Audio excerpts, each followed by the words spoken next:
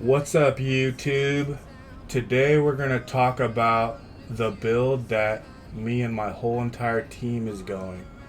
It's a sorcerer's build, and I'm going to walk through the whole build level by level, what we're going to put in at each level. Everybody's in the court, everybody's watching. Yep. Alright, here's the skill tree right here. Level 1, Frostbolt. I'm not going to bother reading these. You guys know. Level 2 is the Frostbolt enchantment. Level 3, ice shards. Enhanced ice shards. And then greater ice shards. So now we need another point to get here. So boom, another ice shards point. Now we're here. Right away, boom, Frost Nova. This is like right away what we're doing. And remind me to stop when we get to level 15, because that's when we're going to go get our power. So at this point, we need to start looking for amulets with 1 defensive skills, because that makes it so you don't have to put a point into teleport and ice armor. But I think, like, for the sake of like just playing through, we'll just pump a point into teleport and ice armor right away. Yeah, probably because we probably aren't gonna find a 1 to defensive skills right off the bat. Nah, not right off the bat, but by like level 30 or something, like 1 or 2 of us should probably have one. And then we want this one. This is the reduced cooldown, killing frozen enemies. And then we want this one, which makes them vulnerable. And then, so now we're level 12, so we get this one. This one's pretty bomb, but it's not why we get it. We get it to get this one, which gives us a barrier. And if any point you guys want me to like talk about this, I totally just say something. Alright, and now we need to make it down here. So let's just max ice shards. Okay, so after maxing ice shards passes us through level 15.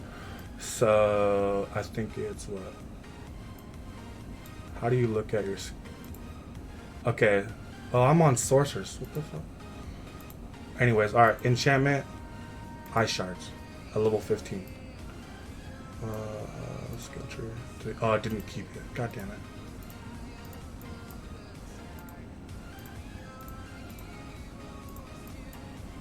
I'll ask a question because I didn't play the beta as much. Ice shards enchantment we just get? Or okay, so at level 15, a quest will pop up on your screen. And basically all it is you go run a dungeon, and then you do like a little like extra thing on the side. And then you do like some quest type stuff, and then boom, you get enchantments. And yeah, then I did that. And then when you open up your like, you know how you can hit like T to go to your skill tree, or like on D2 you hit S to like have your skills pop up like in front of you. You hit S, and then at the bottom there'll be enchantment slots, and you just drag ice shards into that. And we'll automatically have ice shards. And then you'll have. Well, you'll already have ice shards, yeah, but then you'll have that power. But the then you'll have the ice shard power, yeah, where it automatically shoots ice shards at frozen stuff. Alright, so now we need to make it down here. So let's put another point into that, and then we get this guy, and then our barrier. This makes it so when you use a cooldown, you get a barrier. We need that because barriers are bomb for us, because they make our ice shards do the bonus damage even if they're not frozen. But stuff is going to be frozen anyways, but everything else is bomb with barriers. So now we need to make it down here. So let's just max ice shards. And let's max Frost Nova. I will just put the 1 point into it for now. This gets us here. We want our barriers to have 5% increased duration. We'll max this to make our barriers last longer. Will we not get the point? Sorry to interrupt. Will we not get good. the point in our basic skill that grants mana on hit? We will, but I think we'll come back for that. Like, this is gonna be like in the 50s Much that later. we put this Okay. point in. All right. Because we just want to get through right away. Like, is it better to have that? Maybe. I mean, this is something that you got. If you put your point into this early, it's fine. I'm not going to, but if you want to, go for it. You will come back. You will definitely do that. So that's totally up to you. I won't, for the sake of like the maximum amount of damage, but maybe it is better. And like I said, totally go for it if you want. At this point, we'll max Frost Nova. And we still need to make it down here, so we need to use one more point. So let's just pump 1 point into Glass Cannon. Alright, now we're down here. So we definitely, this is our 4th ability that we'll be using. Deep Freeze. We'll get all the powers for this. And, I mean, you guys can read them, but they're just bomb. This one reduces your cooldowns of your defensive abilities, so it's like a no-brainer. Next, we need to move down here. This is the passive we'll use. Shatter. I've already talked to you guys about this, but it's just so bomb. It doesn't matter if I freeze it, but all the damage we do to any frozen enemy, like, we're going to be one-shotting stuff. It's going to be crazy. But for now, we'll just put 1 point into this one that makes us do more damage to elites. We'll put 1 into this one, which makes us do more damage to vulnerable, which stuff's always vulnerable because Frost Nova. And then we'll max this one, which gives us 18% damage to frozen enemies, which stuff's always going to be frozen. Are we level 30? Okay, we are. So at level 30, actually, we need to have a point in frozen orbs. So let's not max this. And then at level 30, we're putting our point into frozen orb. So at level 30, you get your 2nd enchantment, which is going to be frozen orb, which is every time you cast a non-basic skill, you have a 20% chance to cast frozen orb. It's just extra damage. It's not our main source, but like, there's just not a better enchantment. Yeah, there's no other good ones. And there's an issue with skill points where it's like, you kind of run out of like stuff to put skill points in, and so this is also a good sink of skill points. And 5 of our 6 abilities are non-basic, so we're gonna be pretty much every time you use like your whole combo, you're gonna shoot at least one of these. All right, back to the skill tree. So this one, will get this power, which is when you cast above 50 mana, your frozen orb's explosion does 30% more. That's a big chunk, so we'll do that. I think we could max frozen orb, but I'm not gonna yet. We need to get to this guy down here. Let's put a point at into this, which just gives us max mana. That's fine. But this one is bomb too. And honestly, this one might be worth getting earlier, but we'll wait a bit. Like, we need to move down the tree so much that I don't think it's going to be that big a deal to wait for this one. But this one gives you 3% more damage on your core skills, which we use 2 of them, when you cast above 50 mana, which we should mostly be above 50 mana. And even if not, like, it's just extra damage when we are above 50 mana. So we'll get that, and I think that puts us... Yep. So now we can get Shatter. At this point, there's like kind of no correct order of what you max, but you end up maxing like just a bunch of passives from this point on. Definitely max this one first, I think. This one is a X 18%. And then this one is X 9. You'll max Glass Cannon. That's X 18. That's so much damage. And then I think you'll max these ones 15% against elites. And then this one, which is more damage to cold. And so now we're at 45. I was thinking it's probably a good idea to max teleport, because it lowers the cooldown significantly.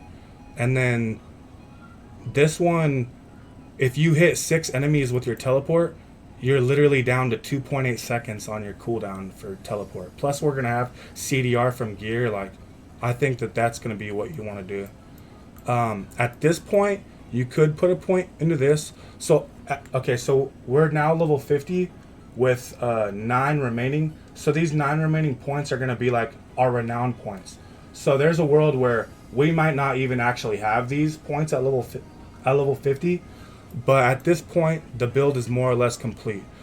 And the skills, the points you use that you do get from renown are kind of up for debate. So like this one is pretty bomb to give, where it just makes your frostbolt give you more mana. This one's not bad. where it makes your frozen orb give you mana when it hits a frozen enemy. I probably won't get that one, but I probably will get this one. This one's not terrible to put more points in for more mana, just because it increases the likelihood that you're going to be above 50 mana for... Oh, sorry, we didn't even max Frozen Orb. Let's max Frozen Orb first before we max like this one and this one. Okay, so now you have 9 skills to max this. Sorry, I totally messed up the order. I hope that's not confusing. But Frozen Orb is definitely more important than these ones. So now at this point, these ones are a no-brainer. You will definitely need to max those. You could put a point here for damage reduction after you teleport for 5 seconds. That's a lot. That's pretty much going to be always be up because you're... I mean, it's literally... Even if you only teleport, that's a 3.8 seconds of not having that 30% damage reduction. Like, that's so OP. This one's not terrible to put a point in because it's just like a random chance that you'll get one of your skills reduced. And I messed up not putting the point in the ice armor too. We're gonna have to put a point in the ice armor. That should have been real early. I should like redo this whole thing. I've kind of goofed up, but I think you guys are kind of understanding more or less the way we do it. We definitely need all 3 of these right away when we get them though, because they're all cooldowns. Any questions? Nope. Not really, no.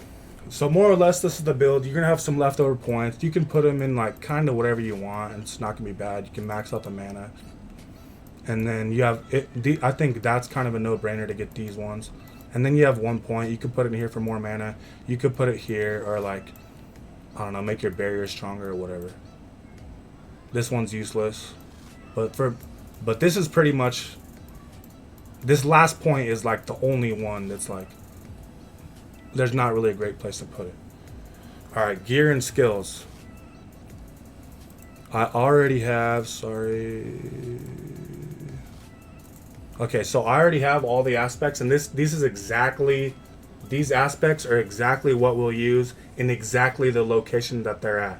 So this aspect will definitely go in the helm, and vice versa for all these. I'm just gonna start from helm and go down.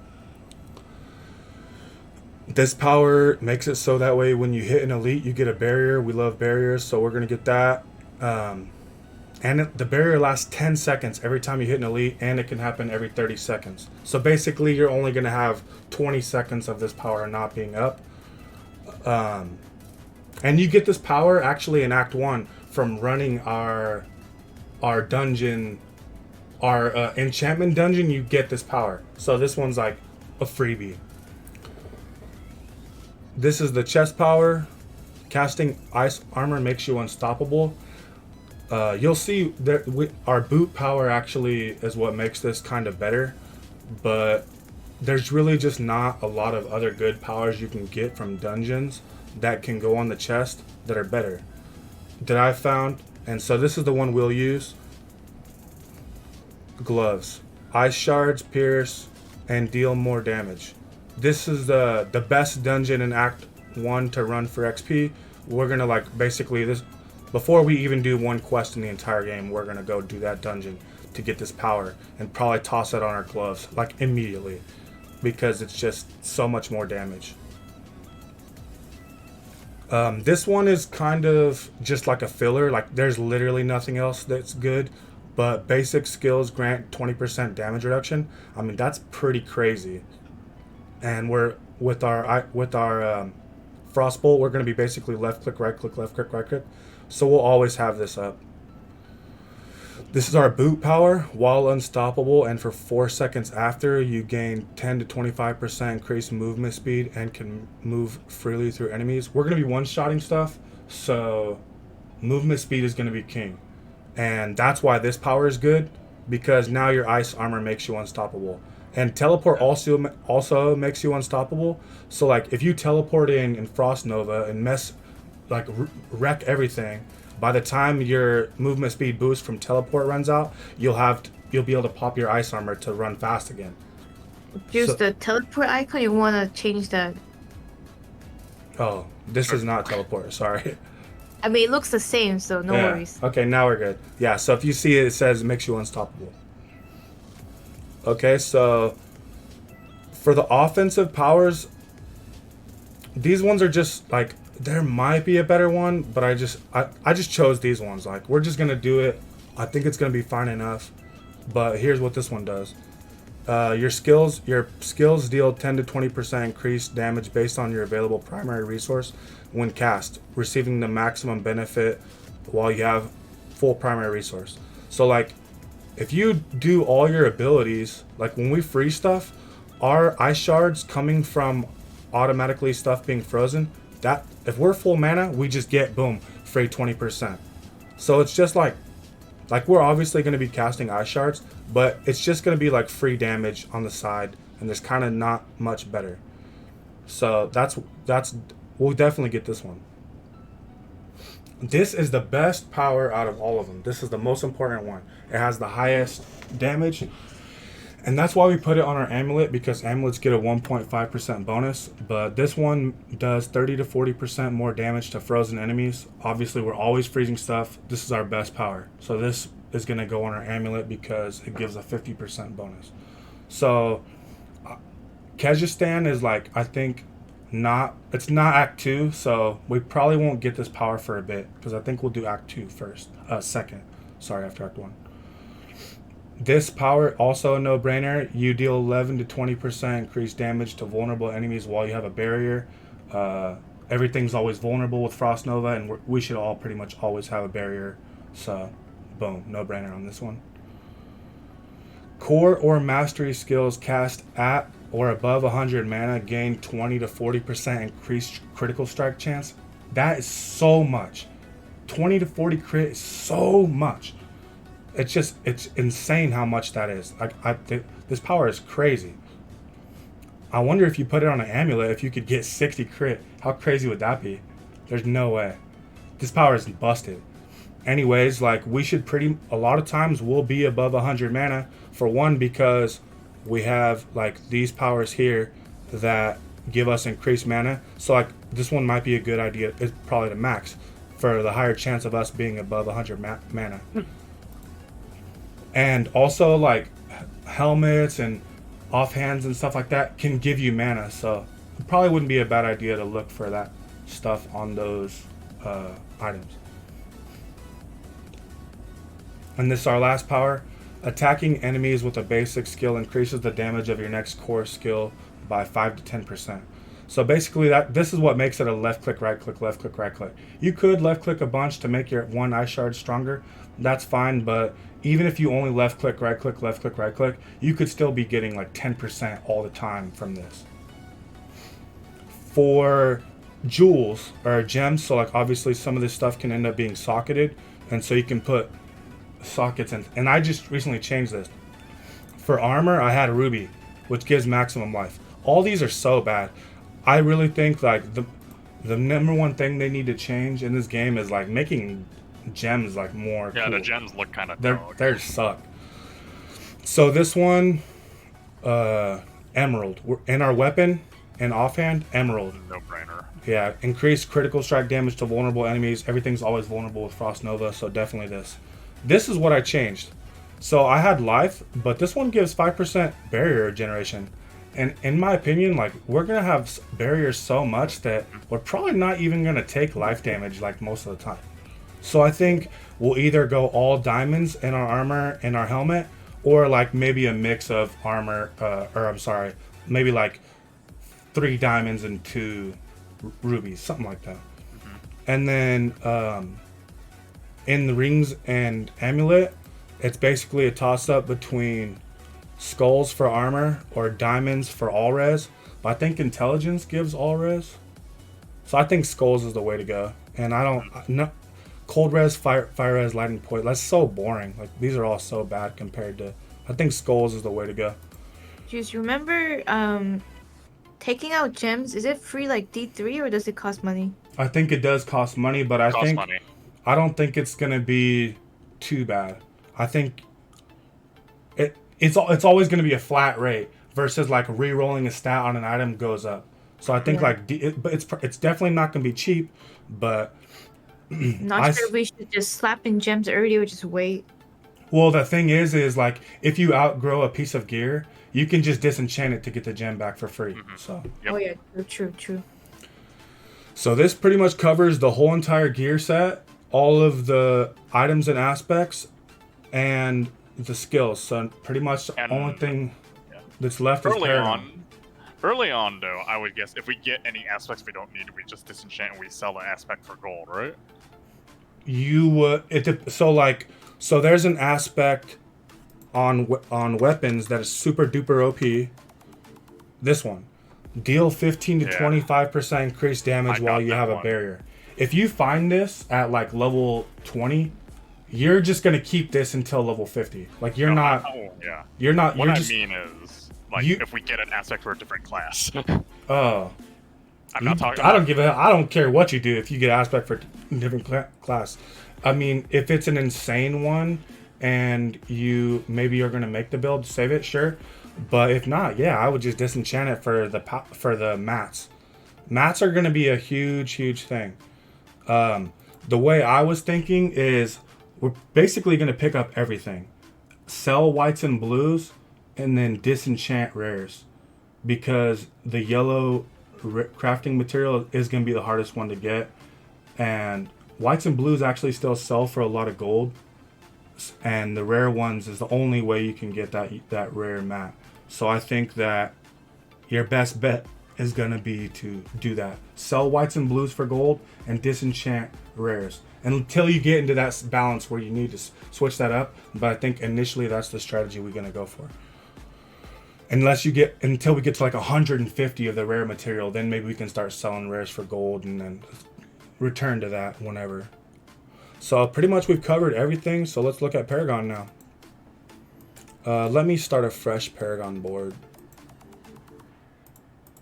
Okay, so this is the starting Paragon board. Everyone looks like this, but for Sorceress, this is the specific one for Sorceress. I'm gonna talk through, for the sake of the video as well as for the sake of just like the talk, how I came across this.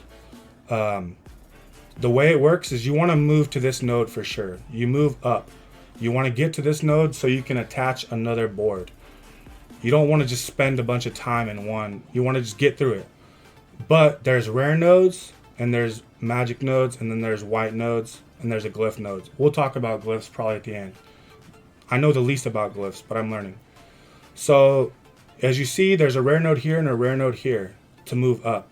So I look at this one. 4 resistant to elements and 4% life, okay. And this one is 10% non-physical damage and 10 intelligence. Come on, boys. Yeah, that's a no-brainer. We are no-brainer. Sorry, taking a drink of water. So we're gonna move through here. So you could get this one or this one, but I figured probably get this one in case for some crazy reason you do want to go this way. You'll save some points. So we go up here, boom, and now you can either go up or left, and 2% life and 2% life, they're the same, it doesn't matter. So it really doesn't matter if you for some reason pick that one. Alright, now is our next choice. We could go straight up and hit this rare node, or kind of take a little bit of a detour and take this one. If we go straight up, we save points, because we don't have to detour left. But we get a defensive rare instead of an offensive rare. And honestly, I think it's worth it to take the detour. The question is, do you go left here or up and then left? If you look at this node, it gives you a bonus more damage if you have a certain amount of dex. So I don't think it's a terrible idea to turn left here to get that dex node. And then we're just moving up.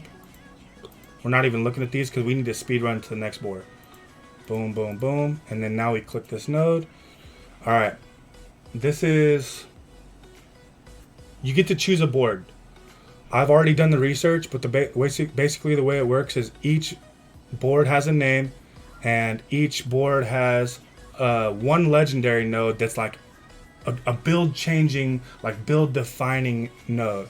And so that was what I did first, was I looked at all the legendary nodes of each one of these to figure out, like, are any of them applicable to this build. And it turns out that this one is, and you can read it right there. Killing a frozen enemy grants you 15% of your maximum life as a barrier. We love barriers, and that lasts 5 seconds, so that's gonna be a lot. And no internal cooldown. Yeah, no internal and we're gonna be killing frozen enemies all the time, so we're gonna choose this one. Okay, now the way that it works is once you first do this, do not choose any points because you can rotate these boards. Right? You can rotate it to that way you can kind of move how you like. But I've already figured the best way to do it.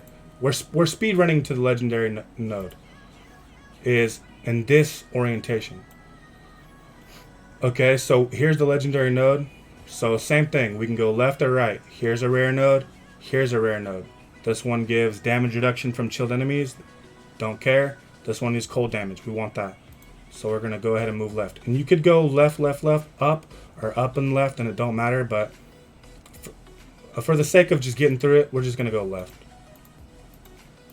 And I'm not going to get it now because I just want to speed run to this. So this is the same thing where you could kind of go boom, boom, boom, boom, boom, or just left and up, left. So it kind of depends. Like dexterity, we need it for like some other glyphs and stuff. So whatever, we'll just get some dexterity. And then boom, now we have our node. And we've used 35 Paragon points.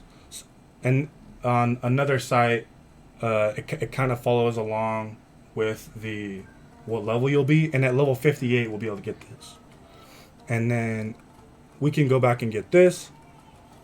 And then boom, boom, boom. Like, I'm not going to talk through how I got all these. But basically, this is a better one. Or not, it's better in some ways, a better build calculator. Here's all the Paragon boards. So to figure out like what I wanted next, I would like search right here and I'd go cold. And then when something lights up in green, that makes it cold. So like these ones are cold, but they kind of don't do much, right? Like cold res, I don't care about that. They're all bad. So then remember this one said non-physical, so I'm typing in non-physical. Okay, now here's a bunch of non-physical. Okay, so like these ones give non-physical. So I might want to go for these. Oh, and by the way, I've already looked at all the other legendary nodes, and none of them seem that great. There's this one over here. That's your enchantments are 20% stronger. But honestly, like that doesn't really mean anything for us because what does it mean for our ice shards to be cast at enemies? Like I don't know if that makes our that cast of ice shards stronger. I don't know what that. It doesn't seem like it means anything to us. And if this makes it so that way our frozen orb is 20% more likely to cast, well, that'd be 20% of 20%, which is only 4%. So we're only getting 4% more chance to cast. I just don't think that this really applies to us. So that's why I didn't go for it. But if you look, like there's non-physical damage right here. So, okay, like this could be something we go for here. You know what I mean? And then also like this one too. So let's look and see what I did. Is this the one? No. So I went for the Frigid Fate build. Oh, let me back up. So also another thing I did, we always make stuff vulnerable. So I typed in vulnerable. And then if you look at the Frigid Fate, boom, here's vulnerable. So 10% vulnerable damage, that's crazy, that's a lot. 10% vulnerable damage, that's crazy, that's a lot. So I think I went to this board first and I connected here. So let's look back here. No, sorry, here. So here we are at our node, our legendary node. So I move this way. Here's a sick rare node, damage to chilled enemies. Frozen enemies are also chilled. Moving up. Here's another sick node, damage to chilled enemies. And then we pass by the glyph. We'll come back to glyphs.